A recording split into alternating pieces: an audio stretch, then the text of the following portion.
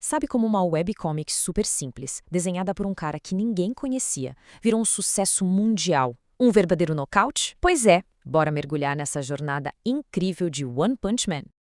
Olha, a maioria das histórias de herói que a gente conhece é sempre sobre a busca por poder, né? O personagem começa fraco, treina, fica mais forte, mas o One Punch Man não. Ele já começa com uma pergunta que, sério, vira o gênero de ponta cabeça. E se o herói fosse poderoso demais?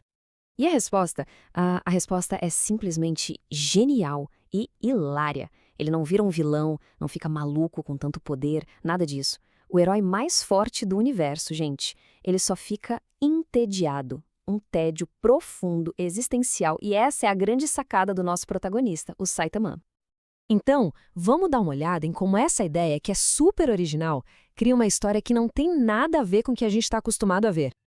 Então, a parada é o seguinte, o problema do Saitama não são os monstros lá fora. Pô, ele derrota qualquer um com um soco só. O verdadeiro conflito dele é interno. É a maior quebra de expectativa que se pode imaginar. Porque enquanto todo mundo celebra ficar mais forte, One Punch Man mostra o vazio que sobra quando não tem mais desafio nenhum. É sobre essa busca desesperada por um oponente que aguente mais de um soco, sabe? Pra sentir um pingo daquela emoção de lutar de verdade. E até o nome já entrega a brincadeira. One Punch Man. Isso é um trocadilho super inteligente com Unpunman, que é um personagem infantil mega famoso no Japão. Ou seja, desde o nome a gente já sabe, isso aqui não é uma história de herói tradicional, é uma paródia. E olha que legal, antes de virar esse fenômeno todo, a origem de One Punch Man foi super, mas super humilde mesmo. Tudo começou com uma pessoa só, um artista que atende pelo pseudônimo de UNE. E ele não era nenhum mangaka super famoso não, era só um cara com uma ideia genial e a vontade de colocar ela na internet. E o negócio cresceu numa velocidade absurda. Ele lançou em 2009 como um projeto pessoal mesmo, e em só 3 anos, bum, a webcomic viralizou de um jeito que abriu as portas para tudo o que viria depois. Só para ter uma noção do tamanho disso, em junho de 2012, a webcomic original já tinha passado de 7,9 milhões de visualizações. É gente pra caramba.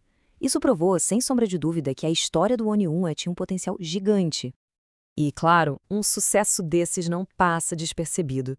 Logo, chamou a atenção de um dos maiores nomes da indústria, o que levou a uma parceria que, sério, mudou o jogo completamente. O cara era ninguém menos que Yusuke Murata, o artista genial por trás de iShield 21. Ele ficou tão fã da história do Ani que ele mesmo foi atrás para propor uma colaboração. E o resultado foi a união perfeita. A história incrível do Ani com o traço, nossa, o traço espetacular de outro mundo do Murata. Bom, com um mangá de tanto sucesso, o próximo passo era meio óbvio, né? Levar nosso herói careca para as telas. A primeira temporada, lá em 2015, ficou nas mãos do estúdio Madhouse e foi um espetáculo. Animação super fluida, cenas de luta de cair o queixo, que realmente mostravam o poder absurdo do Saitama. Aí, em 2019, a segunda temporada foi para o estúdio JC Staff. E essa mudança, bom, digamos que deu o que falar entre a galera.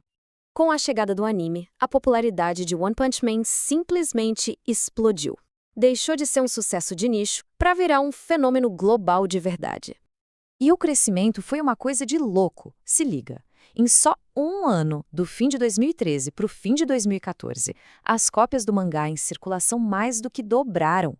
Pularam de 2,2 milhões para 4,5 milhões. É um salto gigantesco. E a crítica? A crítica amou. A recepção pode ser resumida em um número: 100%. Nota máxima, perfeito. Mas de onde veio esse 100%? O que fez todo mundo concordar?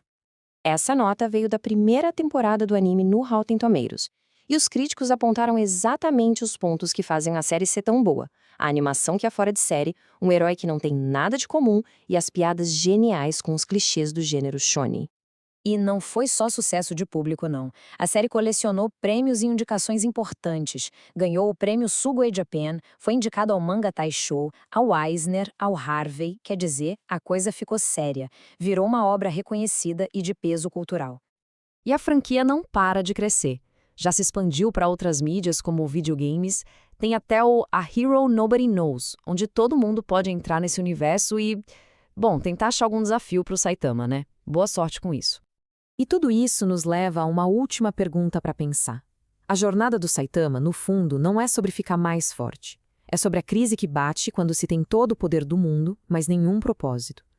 Num mundo que é obcecado por força, talvez a ideia mais revolucionária seja a de um herói que descobre que ser invencível não traz felicidade nenhuma, só um vazio enorme. No fim das contas, o verdadeiro desafio não é derrotar o próximo monstro, mas sim encontrar um motivo para sair da cama